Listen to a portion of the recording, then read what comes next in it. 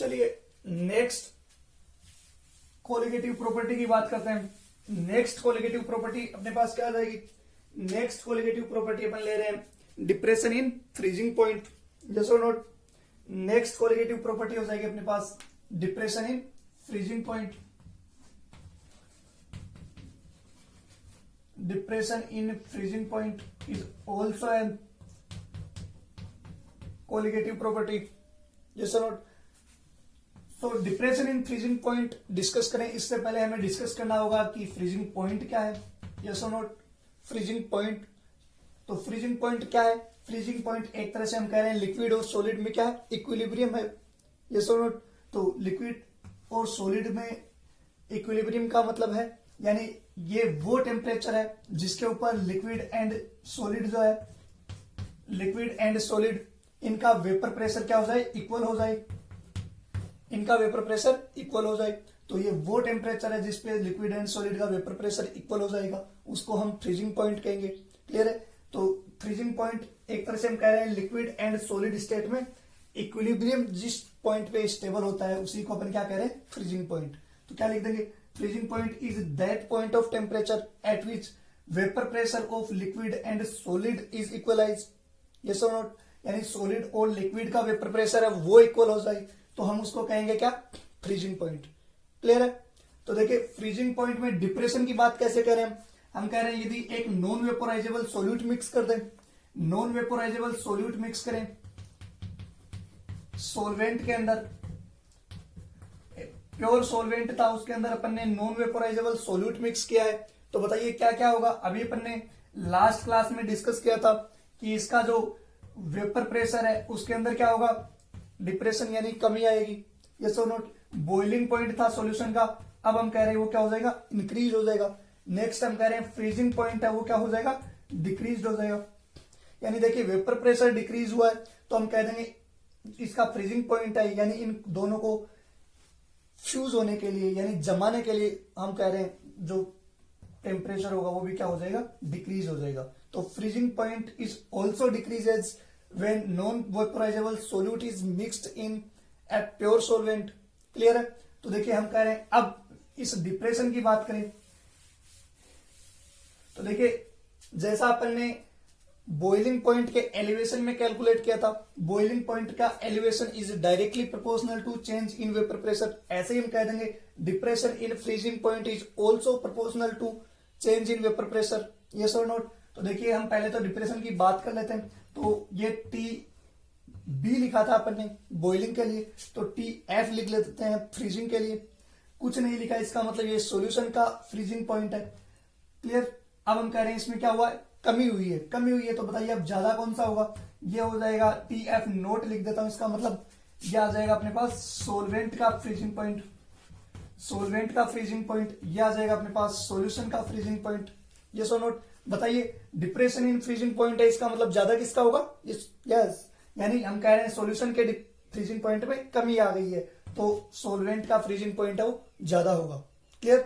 यदि delta TB calculate किया था अपन ने, यानी बॉइलिंग पॉइंट में क्या था? वो डिफरेंस था, चेंज इन बॉइलिंग पॉइंट, तो अब हम कह देंगे डेल्टा टी एफ, यानी कि ये क्या आ जाएगा? Change in freezing point. Change in freezing point क्या लिख देंगे बताइए? ज्यादा किसका है? सॉल्वेंट का, तो ये सॉल्वेंट का फ्रीजिंग पॉइंट माइनस सॉल्यूशन का फ्रीजिंग पॉइंट हो जाएगा डेल्टा टी एफ। क्लियर है? हम कह रहे हैं जैसे डेल्टा टीबी लिखा था ऐसे ही हम कह देंगे delta T F is also directly proportional to delta P, यानी चेंज इन वेपर प्रेशर। और राउल्ट के लॉ से अपन ने कैलकुलेट किया था delta P is directly proportional to mole fraction of solute. Yes और नोट? इस मोल फ्रैक्शन ऑफ सोल्यूट को अपन ने लास्ट क्लास में देखा था कि मोल fraction of solute dilute solution के लिए क्या हो जाएगी? डाइल्यूट सॉल्यूशन के लिए हम कह रहे हैं जो सोल्यूट का मोल आया था उसको अपन क्या कर देंगे? नेग्लेक्ट मान के छोड़ देंगे। अभी अपन यहां तक देखते हैं, उसके बाद में मोल फ्रैक्शन को देखेंगे। क्लियर? तो देखिए अभी अपन कैलकुलेट कर रहे हैं delta T F is directly proportional to, delta T F आ गया है अपने पास directly proportional to change in vapour pressure and delta P is directly proportional to अपने को पता है mole fraction of solute. Yes और नोट? तो देखिए delta T F is directly proportional to mole fraction of, क्या लिख देता हूं मैं, solute. Delta T F proportional हटाएंगे तो हमें कांस्टेंट लगाना पड़ेगा, ये लगा दिया मैंने, इनटू एक्स बी कर देता हूं। For dilute solutions, dilute solution के लिए लिया था अपन ने, डाइल्यूट सॉल्यूशन के लिए अपन ने क्या लिया था, हमने कहा था mole of solute is very very very very less than mole of solvent. तो हम कह रहे हैं बहुत कम है सॉल्वेंट के कंपेयर में सोल्यूट के मोल, तो इसको नेग्लेक्ट मान के छोड़ सकते हैं। यानी हम कह रहे हैं कि ये X B is equal to क्या आया था, mole of solute divided by mole of solute plus solvent, yes और नोट। ये हम कह रहे हैं बहुत कम है तो इसको जीरो मान के छोड़ सकते हैं। तो अपने पास एक्स बी क्या आ गया, मोल of solute divided by mole of solvent, clear. तो एक्स बी की जगह अपन केवल यही लिखेंगे, क्लियर। तो देखिए अब हम कह रहे हैं डाइल्यूट सॉल्यूशन के लिए, if solution is dilute, solution is very dilute, solution is very dilute, तो हम कह देंगे देखिए delta T F is equal to mole of solute, ये तो अपन ने लिख ही दिया कांस्टेंट, मोल ऑफ सोल्यूट अपन ऐसे कैसे लिख देते हैं एक बार, divided by mole of solvent अपने पास, यानी मोल ऑफ सोल्वेंट, मैं इस मोल ऑफ सोल्वेंट की जगह क्या लिख देता हूं, wait of सोल्वेंट divided by molecular mass of सोल्वेंट आएगा, जिसको मैं ऊपर ले जाता हूं, मोलिकुलर मास ऑफ सोल्वेंट। अपन ने जैसा लास्ट क्लास में किया था बॉइलिंग पॉइंट वाले के लिए, तो देखिए अब अपन क्या कह देंगे, के इंटू एम ए इंटू, देखिए ये अपने पास क्या है, मोल of solute divided by weight of सोल्वेंट। यदि ये केजी में दिया गया हो अपने पास, यदि ये केजी में दिया हुआ हो तो अपन देखिए इसको क्या लिख देंगे, इसको अपन मोलेलिटी कह देते हैं, mole of solute divided by weight of solvent in KG is equal to molality. तो इस मोलेलिटी को स्मॉल एम से डिनोट कर दिया अपन ने, क्लियर। और के इंटू एम ए को अपन ने क्या कह दिया, के इंटू एम ए को अपन ने एक कॉन्स्टेंट ले आए हैं नया, जिसको अपन बोल रहे हैं के एफ, के एफ यानी क्रायोस्कोपिक कांस्टेंट बोल दे इसको, या फिर molal depression in freezing point constant बोल दे, molal freezing point depression constant बोल दे, एक ही बात है, यस और नोट। तो देखिए जैसा अपन ने बॉइलिंग पॉइंट के लिए किया था delta T B is equal to K B into M किया था, वैसे ही अपने पास यहां पे आ जाएगा फ्रीजिंग पॉइंट के लिए delta T F is equal to K F into M. Very very important. देखिए अब अपने को यहां पे पता ये रहना चाहिए कि कौन से डेल्टा टी एफ को अपने को कैसे लिखना है, delta T F is equal to अपने पास सोल्यूट का ज्यादा है सोल्यूशन का, हम कह रहे हैं डिप्रेशन हो रहा है तो सोल्वेंट का ज्यादा है, यानी सोल्वेंट माइनस अपने को क्या करना है, सॉल्यूशन करना है। ये सोल्वेंट हो गया, ये सोल्वेंट माइनस सॉल्यूशन हो गया, क्लियर है। हम कह रहे हैं के एफ जो है ये क्या आएगा, के एफ को अपन कैसे कैलकुलेट करेंगे, के एफ को अपन क्रायोस्कोपिक कांस्टेंट कह दें, क्रायोस्कोपिक कांस्टेंट। जैसे के बी को लिखा था अपन ने बुलियोस्कोपिक कांस्टेंट, या इसी को कह दें molal freezing point depression constant, एक ही बात है, यस और नोट।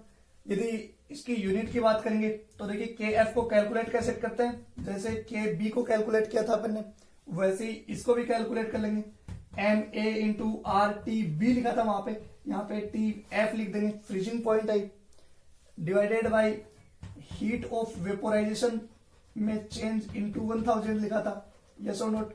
वहां पे भी वेपोराइजेशन की हीट जो थी उसमें चेंज आएगा। डेल्टा एच अपने पास क्या है, heat of vaporisation, change in heat of vaporisation. R अपने पास वही गैस कांस्टेंट है, M A means molecular mass of solvent, T F अपने पास क्या है, freezing point of solution, clear. यदि यहां से इसकी यूनिट की बात करेंगे तो देखिए यूनिट यहां से अपने पास निकल के आ जाएगी, केल्विन किलोग्राम मोल इनवर्स, ये इसकी यूनिट आ जाएगी के एफ की, क्लियर है। तो ऐसे हम क्या करेंगे, फ्रीजिंग पॉइंट में डिप्रेशन को कैलकुलेट कर लेंगे। अपने पास फॉर्मूला एक ही इंपॉर्टेंट है, यदि फ्रीजिंग पॉइंट हो तो delta T F is equal to K F into M आ जाएगा, यदि बॉइलिंग पॉइंट हो तो delta T B is equal to K B into M आ जाएगा, क्लियर है। इससे रिलेटेड अपन न्यूमेरिकल सोल्व करते हैं। अभी एक न्यूमेरिकल नोट कीजिए, क्लियर।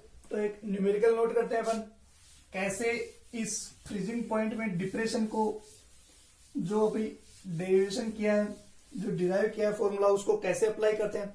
तो एक एग्जांपल देख लीजिए, न्यूमेरिकल लिख रहे हैं अपन, हम कह रहे हैं 34.2 ग्राम शुगर ले रहे हैं अपन, 34.2 ग्राम शुगर जो है, शुगर मिक्स्ड इन 1 लीटर, या फिर अपन कह देते हैं 1000 ग्राम ऑफ वाटर।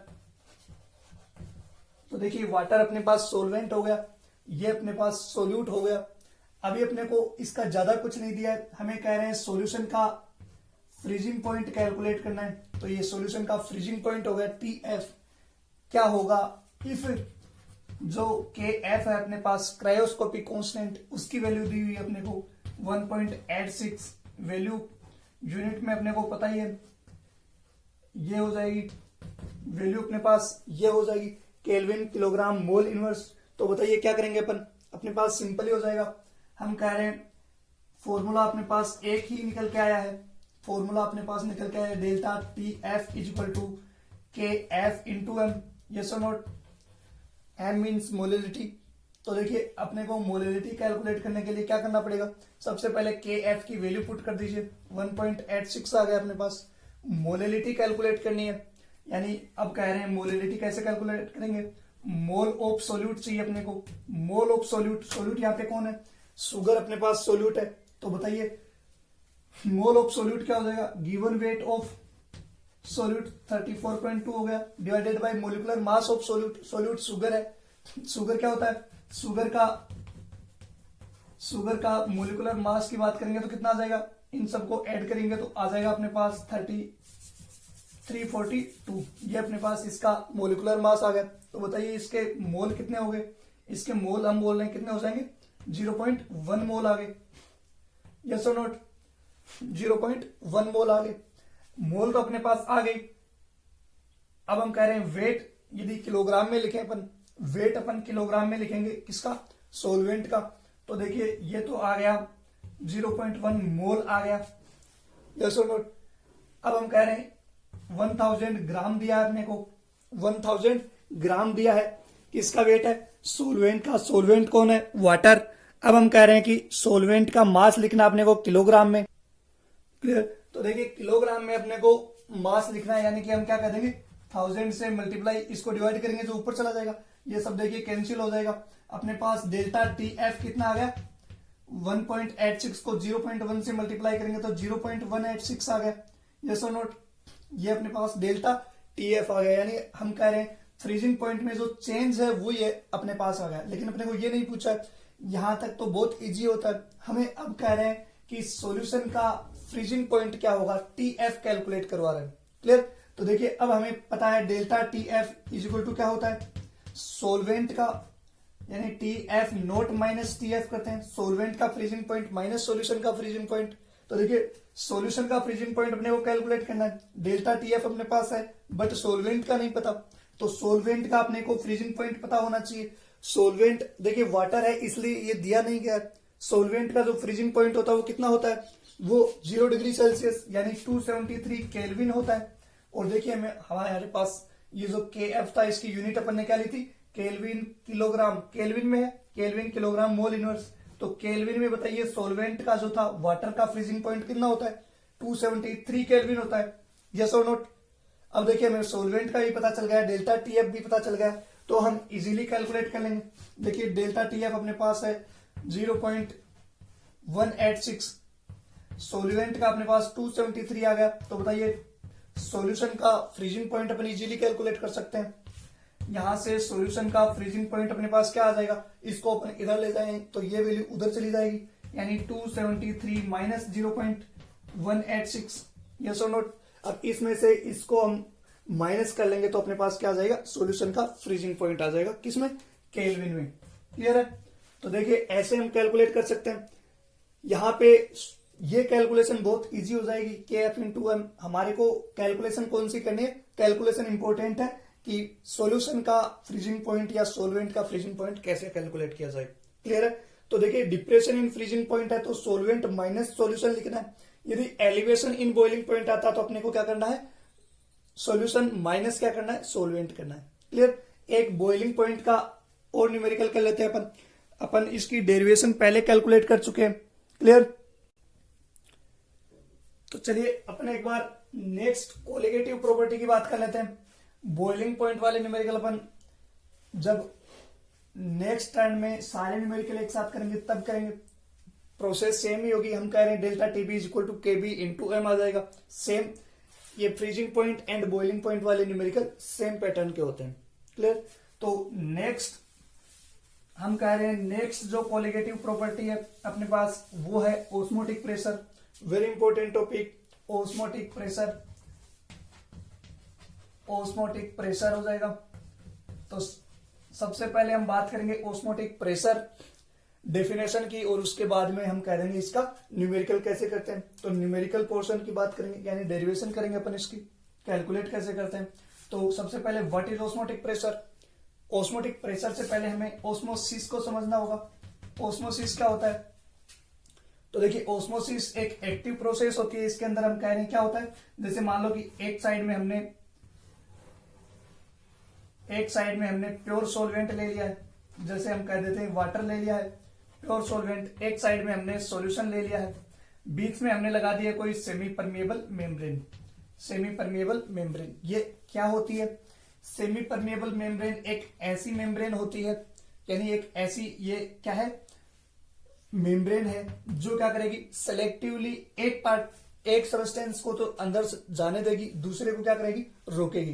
क्लियर है। जैसे हम कह रहे हैं सेमी परमिएबल मेम्ब्रेन है, ये क्या करेगी सोलवेंट के जो पार्टिकल है उनको तो जाने देगी, सोल्यूट के जो पार्टिकल है उनको अपने थ्रू नहीं जाने देगी। क्लियर है। Semi permeable, semi means half, permeable means permeability यानी आर पार जाने दे। मेम्ब्रेन यानी कि ये ऐसी मेम्ब्रेन है जो एक कंपोनेंट होंगे, एक कंपोनेंट को तो अपने थ्रू आने जाने देती है, यानी एक की एंट्री एग्जिट तो अलाउ करती है बट दूसरे सबस्टेंस की एंट्री एग्जिट अलाउ नहीं करती है। क्लियर है। तो देखिए ये नाइलॉन है, सॉरी फिनोल वगैरह है ना, ये पोटेशियम फेरोसाइनाइड है, इन सबसे मिलकर बनी हुई है केमिकल। यदि सिंथेटिक सेमी परमिएबल मेम्ब्रेन की बात करें, नेचुरल सेमी परमिएबल मेम्ब्रेन की बात करें तो अपनी जो सेल होती हैं उनकी मेम्ब्रेन भी क्या होती है सेमी परमिएबल। जैसे लीवर बोलते हैं अपन, लीवर की जो मेम्ब्रेन है वो भी क्या हो जाएगी सेमी परमिएबल मेम्ब्रेन। यानी एक ऐसी मेम्ब्रेन होती है जो किसी एक कंपोनेंट को तो अपने थ्रू आर पार आने जाने देती है जबकि दूसरे कंपोनेंट को नहीं आने देती। क्लियर।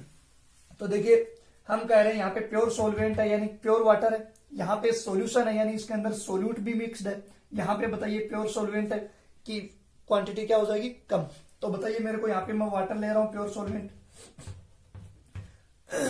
बताइए वाटर की कंसंट्रेशन कौन से साइड में ज्यादा होगी। हम कह रहे हैं यहाँ पे सोल्यूट नहीं है जबकि यहाँ पे सोल्यूट प्लस सोल्वेंट है, यानी सोल्वेंट के अंदर हमने सोल्यूट भी मिक्स कर दिया तो यहाँ पे वाटर की क्वांटिटी क्या है यहाँ पे ज्यादा है। इस थ्रू हम कह रहे हैं कि यहाँ पे वाटर की क्वांटिटी कम है। यस और नोट। तो देखिए ऐसी सेमी परमिएबल मेम्ब्रेन ली है अपन ने जो सोल्वेंट के पार्टिकल्स को क्या कर रही है अपने आर पार आने जाने दे रही है। क्लियर। तो ये एक ऐसी मेम्ब्रेन ले ली अपन ने जो केवल और केवल प्योर सॉल्वेंट, जो सॉल्वेंट के पार्टिकल होंगी उनको अपने आर पार आने देगी। क्लियर। तो बताइए यहां से मेरे को प्योर सॉल्वेंट, इसका मतलब यहां पे वाटर क्या है ज्यादा, यहां पे वाटर की कंसंट्रेशन कम है। तो हम कह रहे हैं कि सेमी परमिएबल मेम्ब्रेन के थ्रू सोल्वेंट अपनी हायर कंसंट्रेशन से लोअर कंसंट्रेशन की ओर जाए। क्लियर। सोल्वेंट के पार्टिकल्स को ले रहे हैं अपन, यहाँ पे सोल्वेंट अपनी हायर कंसंट्रेशन से लोअर कंसंट्रेशन की ओर जा रहा है। यदि हम कंसंट्रेशन ऑफ सॉल्यूशन की बात करें तो यहाँ पे सॉल्यूशन की कंसंट्रेशन ज्यादा है। यस और नोट। सॉल्यूशन की कंसंट्रेशन का मतलब है सोल्यूट की अमाउंट यहाँ पे ज्यादा है, यहाँ पे सोल्यूट है ही नहीं तो सोल्यूट की अमाउंट तो कम से ज्यादा की ओर जा रहा है। देखिए सोल्यूट की अमाउंट यहाँ पे कम है, यहाँ पे ज्यादा है, यानी कंसंट्रेटेड सॉल्यूशन कौन सा है ये है। तो हम कह रहे हैं जो सॉल्वेंट के पार्टिकल्स है वो लोअर कंसंट्रेटेड सॉल्यूशन से हायर कंसंट्रेटेड सॉल्यूशन की ओर जा रहे हैं, इसीलिए अपन इसको एक एक्टिव प्रोसेस मान रहे हैं। यस और नोट। देखिए ऑस्मोसिस की डेफिनेशन में कंफ्यूज नहीं होना है। हम कह रहे हैं यहाँ पे प्योर सॉल्वेंट है, इसका मतलब सॉल्वेंट की कंसंट्रेशन तो ज्यादा है। यस और नोट। यहाँ पे सॉल्वेंट की कंसंट्रेशन कम है बट यदि सॉल्यूशन की कंसंट्रेशन की बात करें तो यहाँ पे तो सोल्यूट है ही नहीं, यहाँ पे सोल्यूट है, यानी हायर कंसंट्रेटेड सॉल्यूशन तो ये है, कंसंट्रेशन इधर ज्यादा होगी, इधर कंसंट्रेशन सॉल्यूशन की कम होगी। तो ऑस्मोसिस है इसका मतलब क्या है, यदि सॉल्वेंट की बात करें अपन तो सोलवेंट के पार्टिकल्स तो अपनी हायर कंसंट्रेशन से, हायर क्वांटिटी से लोअर क्वांटिटी की ओर जा रहे हैं। ये सो नोट, यदि सॉल्यूशन के रेफरेंस में बात करें तो सॉल्यूशन की किधर जा रहा है, लोअर कंसंट्रेशन से हायर कंसंट्रेशन की ओर सोलवेंट के पार्टिकल जा रहे हैं। क्लियर है? किसी एक डेफिनेशन को लर्न करना है, इसमें कंफ्यूज नहीं होना है। देखिए यहाँ पे सोलवेंट की कंसंट्रेशन की बात करें, सोलवेंट की क्वांटिटी यहाँ पे ज्यादा है, यहाँ पे कम है, तो सोलवेंट के पार्टिकल्स का अपनी हायर कंसंट्रेशन से लोअर कंसंट्रेशन की ओर जाना, यही प्रोसेस क्या कहलाती है, ऑस्मोसिस कहलाती है। क्लियर है? तो ऑस्मोसिस की डेफिनेशन की बात करें तो अपन कह देंगे क्या है osmosis. What is osmosis? Osmosis is a process in which particles of solvent goes through higher concentration to lower concentration। Clear है? यानी सोलवेंट के जो पार्टिकल है वो अपनी हायर कंसंट्रेशन से लोअर कंसंट्रेशन की ओर जाए, किसके थ्रू, सेमी परमेबल मेम्ब्रेन के थ्रू, तो इसको हम कह देंगे ऑस्मोसिस। तो ऑस्मोसिस की डेफिनेशन लिख देते हैं अपन, ट्रांसपोर्ट कर देते हैं अपन, transport of molecule of solvent towards its lower concentration from its higher concentration through semi permeable membrane। ये इंपॉर्टेंट है। यदि सेमी परमेबल मेम्ब्रेन यहां पे नहीं लगाई जाएगी तो ये हम कह रहे हैं ये ऑस्मोसिस नहीं होगा, ये ओनली डिफ्यूजन ही हो जाएगा। क्लियर है? हम कह रहे हैं वाटर के हायर कंसंट्रेशन से लोअर कंसंट्रेशन की ओर वाटर के मॉलिक्यूल का सेमी परमेबल मेम्ब्रेन के थ्रू जाना ऑस्मोसिस है, या फिर कह दें वाटर के मॉलिक्यूल का सॉल्यूशन की लोअर कंसंट्रेशन से हायर कंसंट्रेशन की ओर जाना, इसको हम ऑस्मोसिस कह रहे हैं। देखिए सॉल्यूशन की कंसंट्रेशन की बात करें तो यहाँ पे कम है और यहाँ पे कंसंट्रेशन ज्यादा है, इसलिए हम कह रहे हैं लोअर कंसंट्रेशन से हायर कंसंट्रेशन की ओर जा रहा है, इसीलिए क्या है, एक्टिव प्रोसेस है।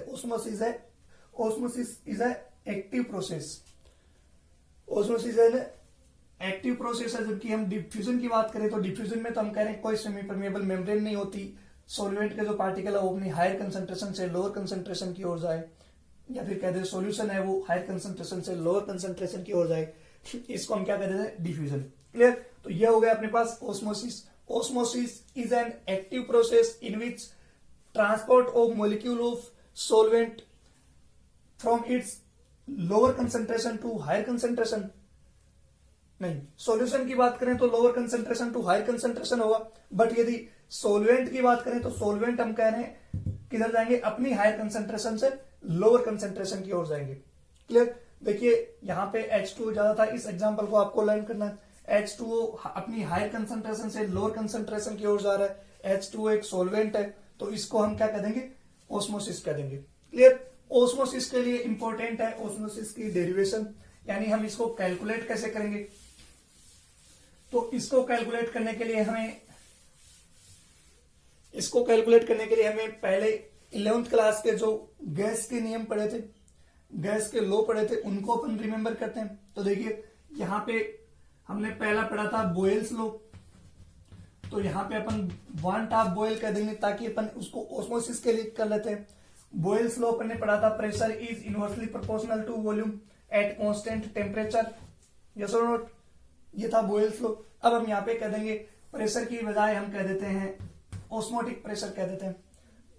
क्लियर? तो देखिए ऑस्मोटिक प्रेशर कैलकुलेट करें उससे पहले हम देख तो लें ऑस्मोटिक प्रेशर होता क्या। अभी अपन ने ऑस्मोसिस की डेफिनेशन की बात की, अब हम ऑस्मोटिक प्रेशर देख रहे हैं। क्लियर? तो देखिए अभी भी अपन ने कहा था एक सेमी परमेबल मेम्ब्रेन के थ्रू सॉल्वेंट के पार्टिकल अपनी हायर कंसंट्रेशन से सॉल्वेंट के पार्टिकल अपनी लोअर कंसंट्रेशन की ओर जाते हैं, ये सो नोट, ये सेमी परमेबल मेम्ब्रेन हो गई। क्लियर? तो अब हम कह रहे हैं यदि इधर एक ऐसा प्रेशर लगा दें, प्रेशर एक्सर्ट करें ऐसा हम इधर सॉल्यूशन के ऊपर, ताकि हम कह रहे हैं ये जो सॉल्वेंट के पार्टिकल है अपनी हायर कंसंट्रेशन स्केल लोअर कंसंट्रेशन की ओर आ रहे थे, कब तक आएंगे, ये तब तक आएंगे जब तक इन दोनों की कंसंट्रेशन इक्वल नहीं हो जाती। बट हम कह रहे हैं कंसंट्रेशन इक्वल होने से पहले ही एक ऐसा प्रेशर अप्लाई कर दे ताकि ये H2O के मॉलिक्यूल, सॉल्वेंट के मॉलिक्यूल, हम कह रहे हैं अपनी हायर कंसंट्रेशन से लोअर कंसंट्रेशन की तरफ आ रहे थे, अब ये आना बंद हो जाए, यानी इनकी एंट्री यहाँ पे रोक दी जाए। तो ये एक ऐसा प्रेशर है जो हम कह रहे हैं सोलवेंट को अपनी हायर कंसंट्रेशन से लोअर कंसंट्रेशन की ओर आने से रोकता है। क्लियर? तो ऑस्मोटिक, ये जो प्रेशर लगाया है इसको अपन क्या कह देंगे, ऑस्मोटिक प्रेशर। तो osmotic pressure is which pressure that prohibit the entry of solvent particles from its higher concentration to lower concentration through semi permeable membrane। यानी ये जो सोलवेंट के पार्टिकल अपनी हायर कंसंट्रेशन से लोअर कंसंट्रेशन की ओर जा रहे थे, यानी ये एक तरह से ओस्मोसिस हो रहा था, तो हम कह देंगे ऑस्मोटिक प्रेशर एक तरह से क्या करता है, ओस्मोसिस को रोकता है। तो ओस्मोसिस को रोकने के लिए जो प्रेशर लगाया जाता है उसी को अपन क्या कह देंगे, ओस्मोटिक प्रेशर। क्लियर है? ऑस्मोसिस को रोकने के लिए जो प्रेशर लगाएंगे उसी को अपन ऑस्मोटिक प्रेशर कह देंगे। अब इस ऑस्मोटिक प्रेशर की कैलकुलेशन कैसे करते हैं ये देखते हैं। तो फर्स्ट हम लिख रहे हैं वन टाप बॉयल के रूल से, या फिर सिंपल कर रहे हैं बॉयल्स लॉ के अकॉर्डिंग। बॉयल्स लॉ था वो किसके लिए था, बॉयल्स लॉ तो हम कह रहे थे pressure is inversely proportional to volume था। अब हम कह रहे हैं वन टाप बॉयल है, उसने वन टाप ने ये यही बातें किसके लिए कह दी, यही बातें इसने ऑस्मोटिक प्रेशर के लिए कह दी। ऑस्मोटिक प्रेशर को हम पाई से रिप्रेजेंट कर देते हैं। क्लियर? ऑस्मोटिक प्रेशर को पाई से रिप्रेजेंट कर रहे हैं या फिर पी से लिख देते हैं, एक ही बात है, लेकिन पी हमने वेपर प्रेशर के लिए ले लिया इसलिए कंफ्यूज नहीं होना है। तो देखिए वन टाप बॉयल का रूल आ गया, इसका मतलब जो बॉयल्स का लॉ था वो केवल प्रेशर के लिए था, हम ऑस्मोटिक प्रेशर के लिए ले रहे हैं इसलिए वन टाप बॉयल, ये वन टाप ने स्टेटमेंट कहा था। पार्शियल ये osmotic pressure is inversely proportional to volume. Clear? Second हम लेते हैं वन टाप चार्ल्स का रूल। वन टाप चार्ल्स का रूल देखिए, चार्ल्स लो वहां पे क्या था, चार्ल्स लो वहां पे अपन कह रहे थे किसके लिए लिया था अपन ने लिया था volume is directly proportional to temperature. Yes और नोट? यहाँ पे वॉल्यूम डायरेक्टली प्रोपोर्शनल है टेम्परेचर के लिए। थर्ड हम कह रहे हैं कि टेम्परेचर प्रेशर का, टेम्परेचर प्रेशर लो ले ले, जैसे वहां पे गे लुसॉक लो था, गे लुसॉक ले लिया था, गे लुसेक्स लो था। यस और नोट? वहां पे क्या था, हम कह रहे थे pressure is directly proportional to temperature. ये कब होता है, ये तब होता है जब दूसरी क्वांटिटी, जैसे यहाँ पे प्रेशर क्या हो, कांस्टेंट हो, यहाँ पे भी क्या हो जाएगा, यहाँ पे वॉल्यूम कांस्टेंट हो जाएगा, वॉल्यूम कांस्टेंट। हमने कहा था बॉयल्स, चार्ल्स एंड गे लुसॉक, ये तीनों जो रूल थे वो प्रेशर, वॉल्यूम एंड टेम्परेचर में रिलेशन के लिए थे। तो किसी दो के लिए अपन रिलेशन लिख रहे थे, तो तीसरी क्वांटिटी क्या थी, कांस्टेंट। जैसे हम लिख रहे थे यहाँ पे P is inversely proportional to V, तो यहाँ पे टेम्परेचर कांस्टेंट था। यहाँ पे V is directly proportional to temperature, तो यहाँ पे हम कह रहे हैं प्रेशर कांस्टेंट था। हम कह रहे हैं pressure is directly proportional to temperature, तो यहाँ पे वॉल्यूम कांस्टेंट है। क्लियर? यहाँ पे P है तो प्रेशर को हम ऑस्मोटिक प्रेशर भी लिख सकते हैं, यानी पाई लिख सकते हैं। क्लियर? तो यहां से हम इन तीनों रूल को समराइज करेंगे, इन तीनों को एक साथ लिखते हैं तो अपने पास निकल के आता है क्या, देखिए इन प्रोपोर्शनल को हम हटाएंगे तो यहाँ पे अपने को एक कांस्टेंट लगाना पड़ेगा। इन तीनों रूल को हम एक जगह लिख दें, इनको समराइज करके लिख दें तो हम ऐसे लिखेंगे। तो देखिए यहां से अपन बोल रहे हैं पास ऑस्मोटिक प्रेशर के लिए ले रहे हैं, तो ऑस्मोटिक प्रेशर के लिए अपने पास क्या आ जाएगा, अपने पास T डिवाइडेड बाई V आ जाएगा। यस और नोट? यदि प्रोपोर्शनल को हटाएंगे तो हम कह रहे हैं पाई इज इक्वल टू, एक कांस्टेंट ले लेते हैं अपन, ये अपन ने कांस्टेंट ले लिया, ये अपन ने क्या ले लिया, कांस्टेंट ले लिया। तो ये कांस्टेंट R जो है गैस कांस्टेंट ही होता है एक तरह से, यहां पे भी हम वही ले रहे हैं गैस कांस्टेंट, ये हमने कांस्टेंट लगा दिया है। Pi is equal to RT upon V लिख दिया। ये आया अपने पास 1 मोल के लिए, फॉर 1 मोल, 1 मोल के लिए अपने पास ये आया। यदि 1 से ज्यादा मोल हो तो अपने पास क्या निकल के आ जाएगा, देखिए इन तीनों जो रूल है इन्हीं को अपन ने एक साथ करके लिखा है। यस और नोट? तो देखिए अब मैं इनको लिख देता हूं, 1 मोल के लिए अपने पास निकल के आया है pi is equal to RT upon V। Yes और नोट? फॉर 1 मोल, 1 मोल के लिए अपने पास ये आ गया। R अपन ने गैस कांस्टेंट लिया, जो प्रोपोर्शनल को हटाया तब अपन ने कांस्टेंट लिया। तो देखिए यदि 1 से ज्यादा मोल हो तो अपन क्या लिख देंगे, pi is equal to NRT upon V। Yes और नोट? N है number of mole, number of mole यानी सोल्यूट के मोल हो जाएंगे, सोल्यूट के मोल हो जाएंगे। क्लियर है? तो अब देखिए यहां से N डिवाइडेड बाई V आ गया, N divided by V, mole solute के mole divided by volume of solution is equal to क्या होता है, मोलरिटी। मोलरिटी यानी मोलरिटी क्या है, कंसंट्रेशन टर्म्स है, तो इसको अपन एक तरह से कंसंट्रेशन ही लिख देते हैं। क्लियर, तो यहां से मैं लिख देता हूं pi is equal to CRT। Yes और note. Osmotic pressure is equal to आ गया अपने पास, C है वो कंसंट्रेशन है, किसमें होगी, मोलरिटी में होगी। मोलरिटी में कंसंट्रेशन होगी यानी सोल्यूट के mole divided by volume of solution. R है वो गैस कांस्टेंट है, T है वो टेम्परेचर, अपने को केल्विन में लेना है। तो इस तरह से अपने पास ऑस्मोटिक प्रेशर के लिए इंपॉर्टेंट फॉर्मूला निकल के आ गया। इससे रिलेटेड न्यूमेरिकल की बात करते हैं अपन। तो चलिए इससे रिलेटेड एक न्यूमेरिकल कर लेते हैं। तो देखिए एक न्यूमेरिकल की बात करते हैं अपन।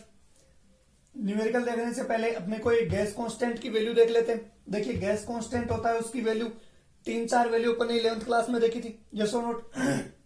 यहाँ पे हम कह रहे हैं 0.0821 होती है। ये अपने पास किस में आ जाएगी, ये अपने पास आएगी मोल इनवर्स। मोल इनवर्स में हम कह रहे हैं इसकी और वैल्यू की बात करें तो ऐसा यूनिट में, यानी ऐसा यूनिट रखेंगे सारी की सारी, तो यहां से जो R की वैल्यू निकल के आती है वो ये निकल के आएगी। हम सीजीएस में बात करेंगे तो इसकी वैल्यू चेंज हो जाएगी। हम अर्ग में भी लिख सकते हैं इसको। ये सो नोट। तो अभी अपन ऐसा ही में सारी यूनिट रख रहे हैं तो ये R की वैल्यू लिख देंगे। एग्जांपल देखिए, जैसे हम कह रहे हैं 5% यूरिया सॉल्यूशन है।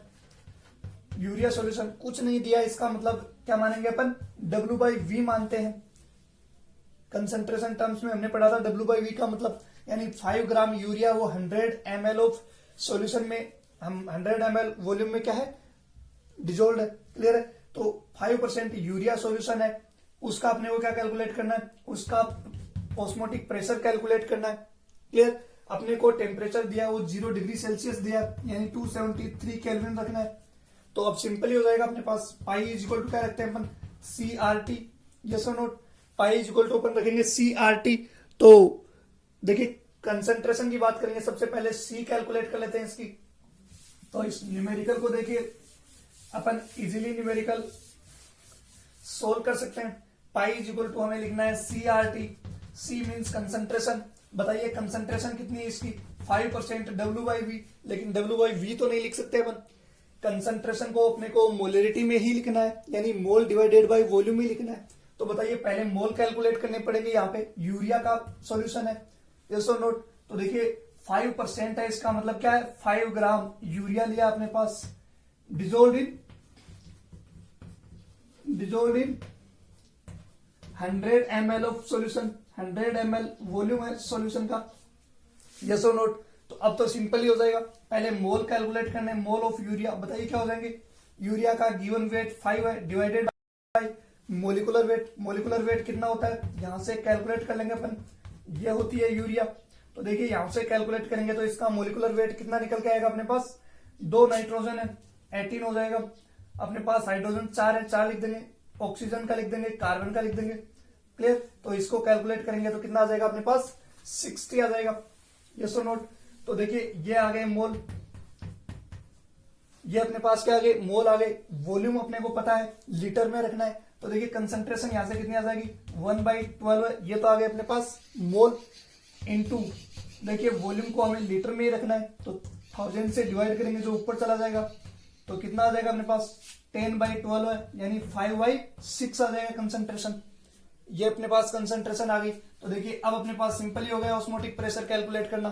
कंसंट्रेशन आ गई 5/6 इंटू आर की वैल्यू लिख दी 0.0821 इंटू टेम्परेचर को अपन ने लिख दिया 273 केल्विन। इसको जब सोल्व करेंगे तो अपने पास क्या निकल के आ जाएगा, ऑस्मोटिक प्रेशर निकल के आ जाएगा, जिसकी वैल्यू अपने पास आ जाएगी अप्रोक्सीमेट, कितनी आ जाएगी, इसको कैलकुलेट करेंगे तो पाई है वो अप्रोक्सीमेट 18 एटमोस्फेरिक प्रेशर आ जाएगा, यानी बार ले सकते हैं अपन इसको। क्लियर है। ये जिस यूनिट में ये वैल्यू ली जाएगी आर की, उसी यूनिट में अपने पास क्या आ जाएगा, प्रेशर आ जाएगा। जैसे हम कह रहे हैं कि यहाँ पे ये एटमॉस्फेरिक प्रेशर में लेते हैं, तो ये भी अपने पास क्या आ जाएगा, एटमॉस्फेरिक प्रेशर में आ जाएगा। एटमॉस्फेरिक प्रेशर ये क्या आ जाएगा, आंसर आ जाएगा। क्लियर। तो ऐसे ऑस्मोटिक प्रेशर के न्यूमेरिकल अपने को सोल्व करने, ये सारी कोलिगेटिव प्रॉपर्टीज की बात होगी अपने पास। नेक्स्ट टर्न में अपन अब नॉर्मल मोलिकुलर मास की कैलकुलेशन करेंगे। अब तक अपन ने नॉर्मल मोलिकुलर मास की कैलकुलेशन की है। क्लियर।